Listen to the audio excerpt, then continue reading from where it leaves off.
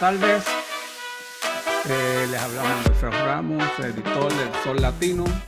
Hoy, 21 de febrero del 2023, le damos bienvenida al episodio número 79 del Sol Latino Podcast 413, produciéndose en el oeste de Massachusetts. Nos acompaña, como siempre, la directora de noticias de Hollywood Media, Natalia Muñoz. Saludos.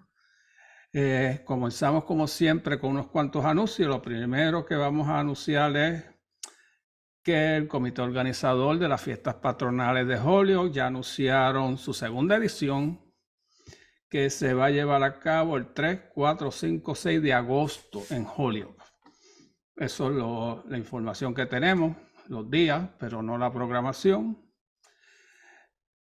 Va a ser agosto 3, 4, 5 y 6.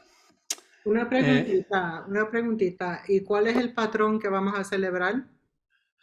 Pues no sé, eso Ya te lo dirá el comité organizador de las fiestas patronales. Yo no sé. Ok, la segunda es The Hispanic American Library anunció que va a ser o celebrar el New England Latino Festival en los terrenos del Big E. Y eso se va a llevar en West Springfield. Se va a llevar a cabo en julio 28, 29 y 30. Básicamente una semana antes de las fiestas patronales, por lo tanto vayan preparándose. Y lo último que vamos a mencionar antes de la entrevista es que en el futuro cercano les estaré diciendo los próximos invitados, los temas. Pero una de las cosas que sí vamos a discutir es que en abril se celebran los 30 años de la conferencia Puerto Rico Education and Migration, Puerto Rico, Education and Migration, que se celebró en la Universidad de Massachusetts hace 30 años atrás, con una coalición de instituciones como UMass Boston, Gaston Institute. El doctor Edwin Meléndez estaba dirigiendo el Gaston en esos momentos. Eduardo Aponte, profesor de la Universidad de Puerto Rico, recinto de Río Piedra, representaba a la Universidad de Puerto Rico. Ismael Ramírez Soto dirigía el Consejo de Educación Superior de Puerto Rico, y en Amherst, Sonia Nieto y este servidor éramos los hosts de ese evento. O algo que tenía en común era que todos éramos graduados de la Universidad de Massachusetts, Escuela de Educación, excepto Edwin Meléndez, que es de Economía. Y los dos speakers principales para aquel entonces fueron mi mentor, el doctor Luis Fuentes, el newyorista maravilloso de Brooklyn, y el otro fue Peter Negroni, primer superintendente de escuela puertorriqueño en Massachusetts, de la ciudad de Springfield. Vamos a tratar de hacer unas actividades relacionadas a ese evento, porque fue la primera vez que un grupo de puertorriqueños organiza una conferencia de Puerto Rico y puertorriqueños, donde los puertorriqueños eran los que mandábamos. Nadie nos invitó a nosotros invitábamos a la gente. Eso viene en un futuro. Bueno, ahora cambiamos al inglés. Esta entrevista la vamos a llevar a cabo en inglés, español y en Spanglish, porque nuestra invitada lo va a hacer la nueva directora. El nombre es larguísimo, déjame.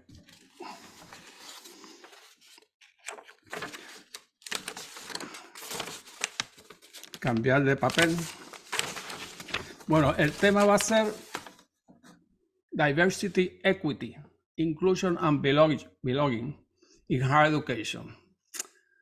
That's the topic of this edition. Our guest is Bianca Figueroa-Santana, new director of the new Office of Diversity, Equity, Inclusion and Belonging at American International College in Springfield.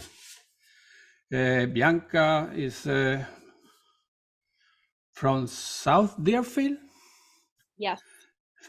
Massachusetts, and study at Brown University. Bianca, welcome to the program. Thank you very much. Happy to be here. Bianca, can I ask the first question, Manuel? Yes, go ahead. We have been talking about diversity, equity, and inclusion in different words for decades. Mm-hmm. What do you think makes it different this time? Ooh, good question. I think we're finally at a point in our society here in the United States where we're ready to take it seriously. I think that you have the civil rights movement, for example, in the 60s, that was very important. And then, of course, there was progress after that. But I think we're really nearing that sort of watershed moment again, where people think that diversity, equity, and inclusion are truly important. And people who are not part of minoritized groups are starting to understand that in order to really be successful, all organizations have to embrace equity, diversity, and inclusion. So I think that's a little bit of the difference now, is that people outside of the groups who are asking for rights and for equity are starting to understand the issues and why it's important. And how is it important? I mean, it's been said for many, many years, for hundreds of years, why fairness is important for the health of a country, for the health of a person, education. What I see a lot, Bianca, is there's a lot of push to make sure that the student body, for instance, in higher education is diverse. Is there also a push so that the leadership across the board is just as diverse? Yes, so I think I'll touch a little bit on why it's important for the student body. We know that diversity and inclusion are very important to the student experience. We know that when students feel included and when they feel a sense of belonging, they're much more likely to succeed in their college career or in any level of education, and they're much more likely to graduate. So it's extremely important for students to feel included. But to the second part of your question, yes, there is definitely a push to make sure that in higher education administration, we have more people who are representative of different identities. Because a lot of students, they comment to me, oh, I don't see myself in the administration. I don't know who is like me. And so I think there's definitely a push to make sure that there's representation, that there's diversity in administration, because if not, students feel often that they're not included or that they're not seen or not understood. And without that resource of, for example, mentorship, they're less likely to succeed and less likely to enjoy their academic career. Okay, Bianca, what is your definition of diversity, equity, and inclusion? No belonging, the first three. Sure. So diversity is really about representation. It's the idea that you have people with different identities in the community. Equity is about making sure that everyone has what they need to enjoy equal opportunity. And inclusion goes hand in hand with belonging. It's the sense that everybody has the ability to participate on equal footing in the community. Because I am from the School of Diversity, Equity, and Inclusion. Belonging is a new concept that not everybody accept. Or yeah, what is belonging? That's my question. Belonging is what happens when you have inclusion. So inclusion is the act of obviously including people. And then when people are included, they feel a sense of belonging. So that's why I said those two go hand in hand. Has there been like, you know, how this country, it seems to be returning to becoming more and more fractured by all sorts of politics, faith, everything. What do you think is some of the roots of that is? Some of the roots of the fracture, you mean? Yeah. I think that there are a lot of ideologies in the United States that are not always compatible. And I think that there is definitely a sense among certain groups that advancing the rights of minoritized group takes away the rights of others. There's a great book called The Sum of Us, which talks about this. really the idea is that people are afraid that all of the resources will be taken by minoritized groups. And so white people essentially then make decisions that are against the better interests of the country. And I think that inability to really think communally is part of the reason that there's a fracture here in the US. And I think just different people have different opinions, and we are in a position where we have the news media that often pits people against each other. It often dramatizes things. It makes it very difficult to parse information in an objective manner. And I think that also is a huge part of it. And I think a lack of education, not just formal education, but informal education about different groups of people. So if you grow up, for example, as you said, I grew up in South Deerfield, that was a very homogenous population. It's one of the reasons I don't speak Spanish fluently, is because everybody around me was white. And I think when you aren't exposed to different groups and you don't have that informal social education, you're not able to think and put yourself in someone else's shoes and think about the needs of others. And I think that's also part of it. When you arrived at American International College, what drew you to that job? What would you like to do there? So what really drew me to this job was the diversity. Honestly, I wanted to go back into higher education. So I was a middle school teacher for a little while, and then I became a lawyer, decided I didn't really like being a lawyer and wanted to go back into education. So I decided that I wanted to go into higher education again. And there are a lot of institutions in this area, but really drew me to AIC was that it has a very diverse student population. Approximately half of our students are people of color, and that's very unique for this region. A lot of the other institutions of higher education in Springfield are predominantly white. So I definitely wanted to serve that demographic of students, and that's what really interested me about AIC, and also the fact that we're really starting from scratch here. We have some initiatives that have been in place, but not a lot. So it was really an opportunity to put my own stamp on things and to really roll out new initiatives in the way that I thought was the best for the institution, and to collaborate with others in doing that. So that's why I chose AIC. Following that statement, how do you promote diversity, inclusion, equity, and belonging in higher education? What is your program? What is your agenda, your ideas? Sure. So I would say there are a couple things. One is through sort of general programming. So we have programming for students. So for example, we've had a bachata night for 2 semesters, and then we have another one coming up on March 30th. We've had a cultural feast where we had Latin food, and we served that to students. We have a lot of educational events also. So for example, we recently had a what's called a Let's Get Real about sex trafficking and how you can prevent sex trafficking and the effects of it. So we have programming like that for students and for faculty and staff. And the other thing that we're doing is, as I said before, AIC is sort of in the early stages of its DEIB journey. And so we're really doing a lot of assessment of what the college needs. So before I can really come up with concrete ideas that are that I think we need to implement, I have to finish the assessment of the college. But so those are the two ways I would say we're really advancing DEIB right now.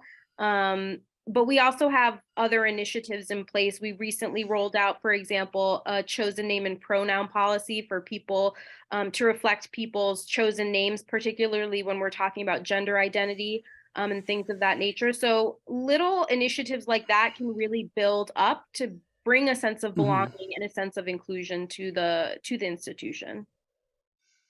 Do you have a sense of what some of the big challenges are awaiting you? Well, the biggest challenge I think is going to be funding. I feel like that's true of most institutions. I think there isn't an institution that exists that has enough funding for everything it wants to do. So really prioritizing what we're going to do and making sure we're able to fund those initiatives will be important. I think the other thing is anytime you're doing DEIB work, there are going to be people who push back. And it's not necessarily because they don't believe in DEIB, it's because it makes them a little bit uncomfortable and they're not necessarily sure how to proceed. So I think there will be a lot of educating people about how they can incorporate DEIB into their daily lives, into their work lives. So I think combating that resistance will definitely be a challenge.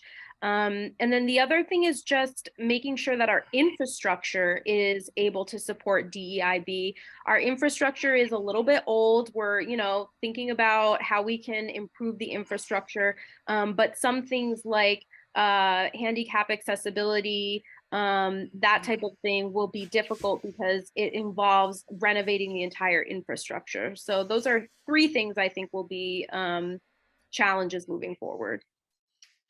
Some of the higher education institutions think that diversity apply only for the student body, that usually faculty is a part, top administrator is a part, and board is a part, member of the board. Do you think how are we going to approach this mentality that no, you get the student, faculty have their own way to diversify, the board have another channel? Yeah, so I think that fortunately, I think this is already a priority for AIC. I think that we really try to hire a diverse faculty and staff, and also the board of trustees. We do have people of color on the board of trustees, and I do believe that this is a priority that the college is working on. But I think, again, the key piece is always education. It's always educating people about the needs and the importance of DEIB. So I think as long as the administration understands that diversity in the administration and in the board of trustees is important, that they will continue to make efforts to diversify those different groups. And I do think that our new president, Dr. Hubert Benitez, is prioritizing this as well. So I think under his leadership, we should be able to see more diversification of faculty and staff. As you already noted, there will be inevitable pushback. And so how do you build a coalition? How do you reassure people? This is not about excluding people. This is about including more people, but without people feeling that their jobs are threatened or their programs are threatened. So how do you manage those kind of delicate conversations? Yeah, so it is hard, and you're right, those conversations are very delicate. I think the key thing is you need to meet people where they're at. You can't force ideas onto people. You need to sort of talk to someone, get to know them first, understand what their fears are, and then sort of address those little by little. So if someone comes to me and says, I fear that I'm losing my autonomy as a professor because we are putting diversity statements in syllabi, you would sort of start to unpack that. Like, why do you feel like a diversity statement is encroaching on your autonomy? What is it about diversity statements that make you uncomfortable? So just having conversations where you're not angry, where you're not pushy, where you're not aggressive, and just unpacking exactly what the issue is, and then sort of educating someone. So for example, saying, well, diversity statements are very important because a lot of students don't see themselves in the history of, for example, science. So putting a diversity statement that says this course does focus on a lot of inventions by white men, for example, it just helps people and students who are not who are part of marginalized groups feel more included. So I think really it's, like I said, about meeting people where they're at and having those conversations little by little. And who are your mentors or the people that may be helpful to you to either read their books or have conversations with, and how to proceed? Because there isn't just one way, of course. There are many ways to bring. Yeah. So I think so mentorship, I would say the other members of the administration have been very welcoming and have really provided me with support. So particularly our COO and our president have been very supportive. And then I would say I rely a lot on reading. I read a lot of books about DEIB. I talk to a lot of practitioners about DEIB, networking, things of that nature. So that's very important because you really have to stay on top of different trends in DEIB in order to be effective in this job. And the other thing is following social media accounts. Even there are even some excellent Instagram accounts about DEIB. So it's not necessarily always, technical and academic. It can be very digestible through social media and things like that. Cool. Those are my questions, Manuel. Do you have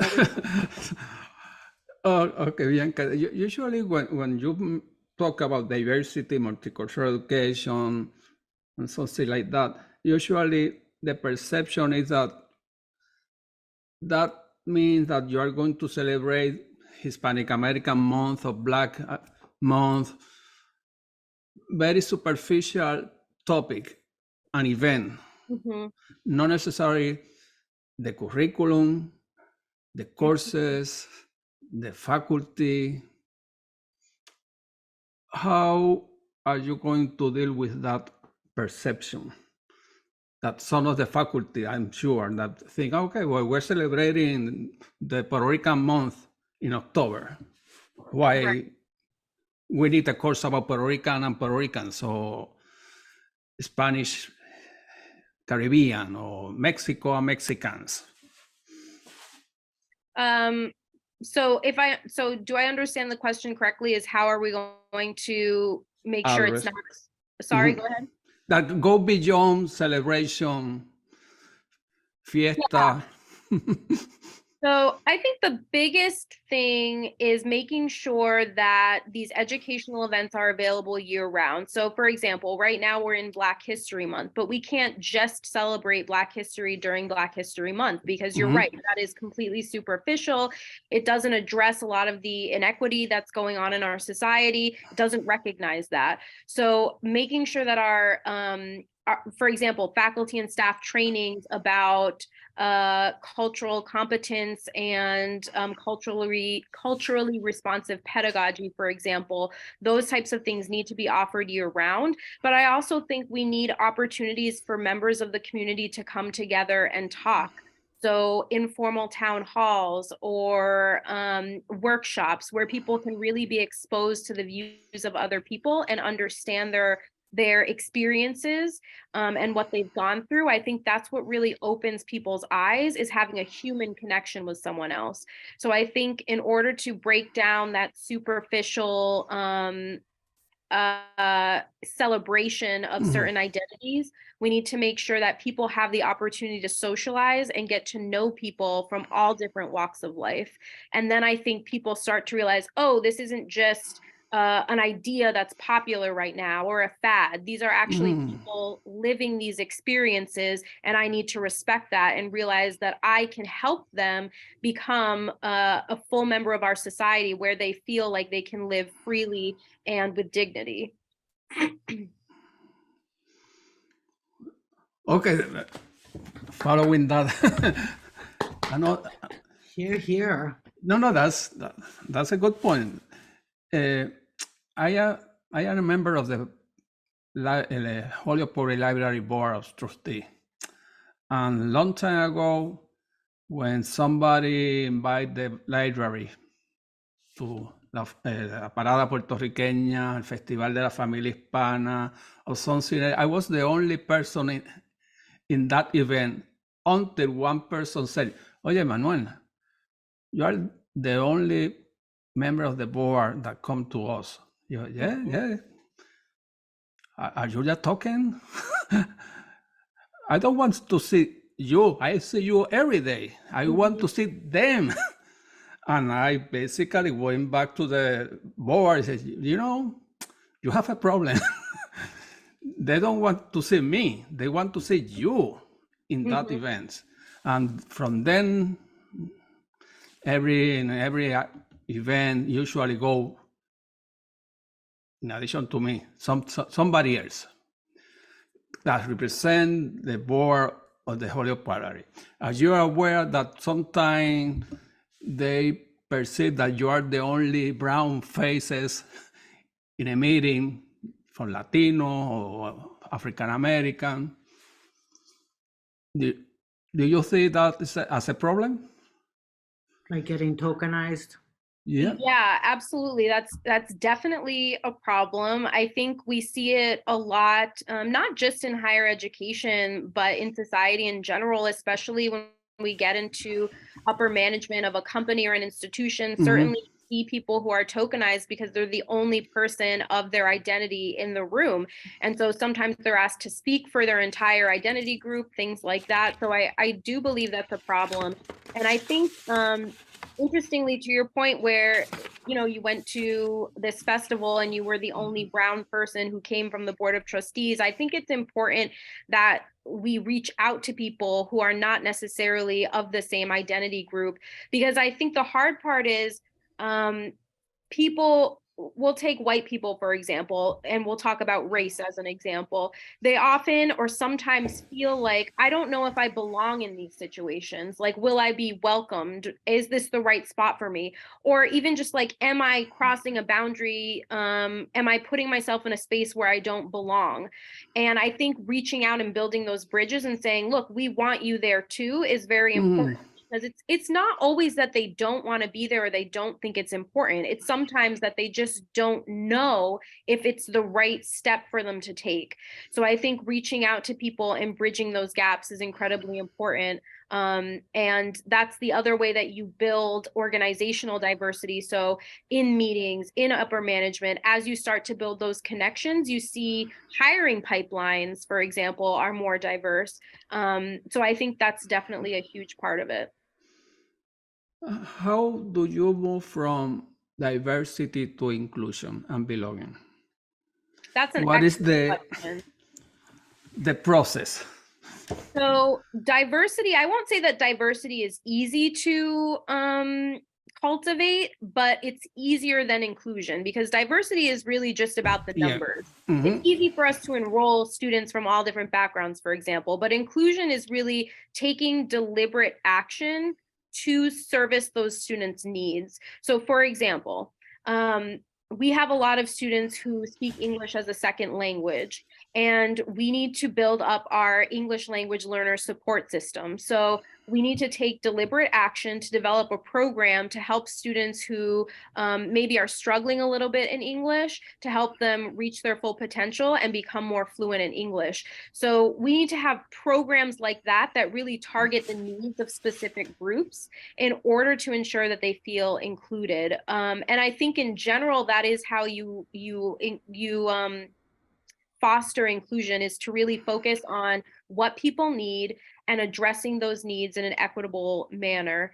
And also making sure that you're taking feedback from them, because I think it's sometimes easy to think that you have all the answers, or you want to take a top-down approach, but it's also important to meet with members of whatever community you're working with and say, hey, what do you need? And that in and of itself helps them feel included and like they're important. So I would say those two things are very crucial when you're trying to go from diversity to inclusion.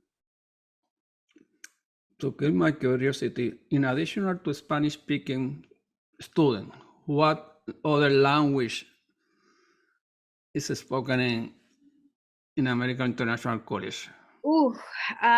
Many, I am sure. I know certainly French, Portuguese. I believe I recently spoke with a student from Slovakia.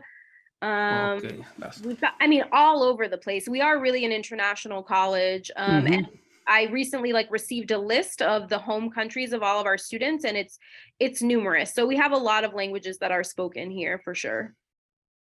American International. The Spanish speaking is the larger, no? In addition to English. I would guess that our Spanish speaking is the largest contingent. Yeah. Natalia? I'm fascinated. I can't wait to check back with you next year when you have gray hair. Oh, I already have those. Don't worry. And you're just, oh my God, on your 5th cup of coffee. So, thank you very much, Bianca. Yeah. We know it's a process, and it'll be good to check back with you seriously to see how things are going. And thank you for Yes, being definitely. with I us. would love that. Thank you so much. Yeah. Have a good day. Have a Thank good you. day. Take care. Bye.